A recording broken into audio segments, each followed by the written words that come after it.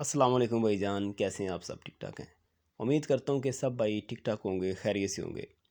जैसे कि सब भाई जानते हैं, फरवरी का महीना आ चुका है और इस महीने में बहुत सारे दोस्त अहबाब अंडों से चूज़े निकलवाने के शौकीन होते हैं और चूज़े निकलवा भी रहे हैं। अब मुझे व्हाट्सएप बिज़नेस के ऊपर काफ़ी ज़्यादा वीडियोज़ आ रही हैं कि एहसान भाई चूज़े तो निकलवा लिए गए हैं, अब हमने उनके लिए इक़दामात क्या करने हैं कि उनकी इम्यूनिटी को रोका जाए, उनको बीमारियों से बचाया जाए या दीगर किस्म की उनकी जो बीमारी होती हैं वो उन्हें ना लगें। तो इस सिलसिले में प्लीज़ कोई वीडियो बना के हमारे साथ शेयर करें। वीडियो इस मौजू के ऊपर पहले भी एक बनी हुई है, ठीक है, तो तफसील के साथ वीडियो बनी हुई है, लेकिन कुछ दोस्त अहबाब जिन्हें पता नहीं चलता, को थंबनेल से पता नहीं चलता वीडियो कौन सी है, तो उनके लिए वीडियो दोबारा बना रहा हूँ। और इंशाल्लाह इस वीडियो के अंदर आपको मैं ये चीज़ बताऊँगा कि जब आप अंडों से चूज़े निकलवाते हैं तो आपने फ़र्स्ट 3 स्टेप जो फॉलो करने होते हैं, पहले 3 स्टेप जो हैं जो आपने हर हाल में फ़ॉलो करने होते हैं, वो कौन से हैं? जैसे ही चूज़ा अंडे से निकलता है, निकलने से लेके तकरीबन 1 महीने तक आपने उसकी जितनी देखभाल करनी होती है और जिन जिन मरहले से उसे गुजारना होता है, ठीक है, वो मैं आपको बताऊँगा। तो वीडियो को लास्ट तक वॉच कीजिएगा। जो नए दोस्त अहबाब मेरे भाई इस वीडियो को देख रहे हैं, उनसे गुजारिश करता हूँ कि चैनल को सब्सक्राइब कर दें ताकि प्यारी प्यारी वीडियोज़ आप तक पहुँचती रहें। अच्छा, तो डिस्कस करते हैं। सबसे पहले दोस्त अहबाब ये कहते हैं कि भाई चूज़े जब अंडों से निकलवाते हैं तो मसला ये आता है कि तकरीबन दूसरे या तीसरे दिन वो एक जगह पे खड़े हो जाते हैं, एक जगह पे स्टक हो जाते हैं, रुक जाते हैं, वो कुछ भी नहीं खाते पीते और जो उनकी बीट है वो भी फंस जाती है, ठीक है, बीट कर नहीं पाते, ज़ोर लगाते हैं लेकिन बीट कर नहीं सकते वो, ये मसला हो जाता है। और सारे एक जगह पे खड़े हो जाते हैं और मुंह खोल खोल के वो सांस लेना शुरू कर देते हैं और तकरीबन एक एक करके उनकी इम्यूनिटी हो जाती है, उनकी अमवात हो जाती है।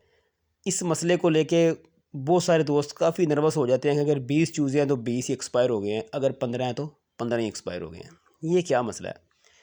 तो इंशाल्लाह कन्फ्यूज़न आपकी दूर करूँगा।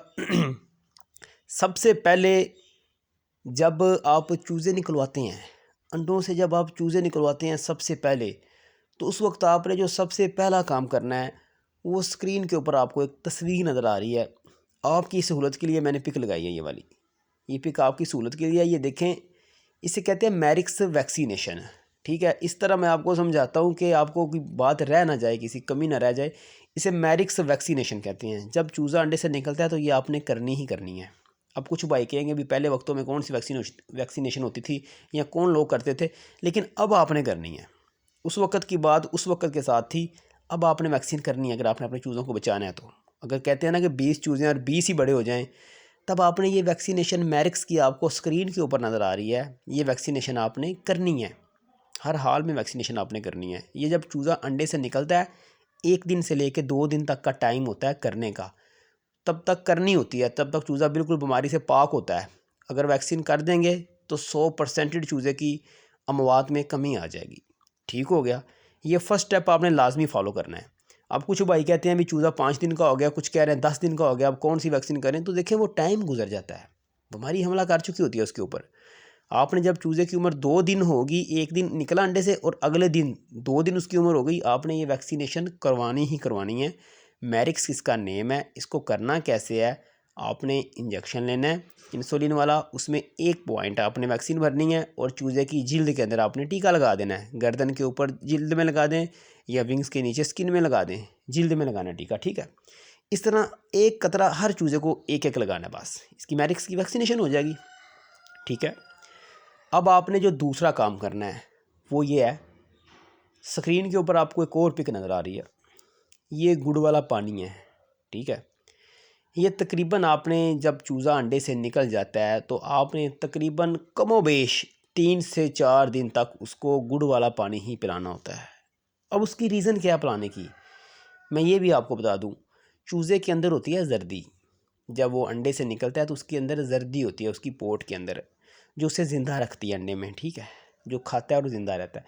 आपने अब जब उसको गुड़ वाला पानी पिलाना है तो उसने बीट करनी है, तो जो जर्दी होगी उसकी वो सारी अंदर से बाहर निकल जाएगी, अंदर जमेगी नहीं, अंदर कोई ऐसी जहर नहीं बनेगी, उस जर्दी की वजह से कुछ भी नहीं बनेगा, वो जर्दी सारी बीट के ज़रिए बाहर निकल जाएगी, उसकी पोट खाली हो जाएगी, बिल्कुल साफ़ हो जाएगी।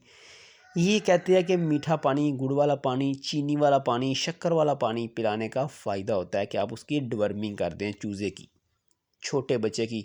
अगर डिवर्मिंग आप नहीं करते उसे उसे आप, ये एक मैं अलग में बताता हूँ अभी, अगर आप उसे सख्त चीज़ें देना शुरू कर देते हैं, रोटी देते हैं या कोई बाजरा देते हैं सख्त, जर्दी उसके अंदर होगी तो वो एक दिन भी नहीं निकाल पाएगा, वो मर जाएगा। ठीक है, बहरहाल वो एक नेक्स्ट हमारा मौजूदा खुराकों के हवाले से है, ये आपको एहतियातें बता रहा हूँ।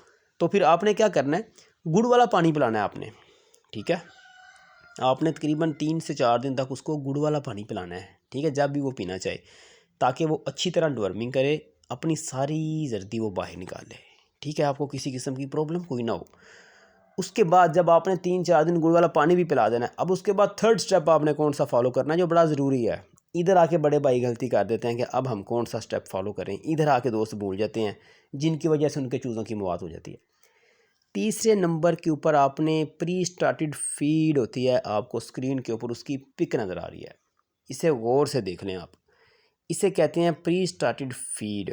इसमें कोई 15 किस्म की चीज़ें पड़ी होती हैं फीड के अंदर, फिर ये जाके तैयार होती है। ठीक है, और ये स्पेशल चूज़ों के लिए होती है, ये कोई ब्रैलर फीड नहीं होती जिसे खा के चूज़े ब्रैलर बन जाएंगे, ये वो नहीं होती।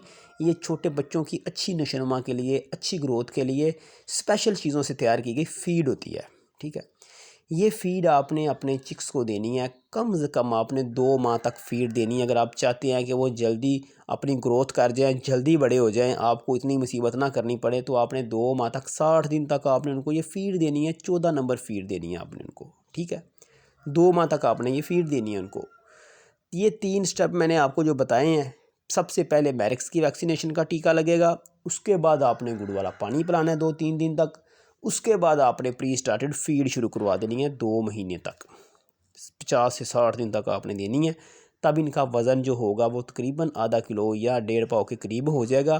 फिर आपको कोई प्रॉब्लम नहीं बनेगी भी हमारे चूज़ों ने ग्रोथ नहीं की या छोटे रह गए, इनकी हाइट नहीं बढ़ी। तो ये मेरे 3 स्टेप थे उन भाइयों के लिए जिन्होंने अभी रिसेंटली चूज़े निकलवाए हैं या जिनके अभी निकलने वाले हैं या जो निकलवाना चाह रहे हैं। वो इस तीनों स्टेप को फॉलो करें, उनके चिक्स की अमवात में बहुत ज़्यादा कमी आ जाएगी। और आपने फ़ीड के अलावा इन्हें कोई चीज़ नहीं देनी, फ़ीड के अलावा आपने इन्हें कोई चीज़ नहीं देनी, सिर्फ़ और सिर्फ फ़ीड देनी है 2 माह तक बस। तो इंशाअल्लाह बफ़ज़ल खुदा आपके चिक्स जो हैं उनकी मौत में कमी होगी और जल्दी बड़े हो जाएंगे। किसी किस्म का कोई सवाल, कोई मसला, वीडियो लंबी हो गया, सॉरी टू से, मसला हो तो कमेंट बॉक्स में मुझे कमेंट कर सकते हैं। दुआ में याद रखिएगा, मिलते हैं नेक्स्ट किसी अच्छी सी वीडियो में, तब तक के लिए अल्लाह हाफिज़।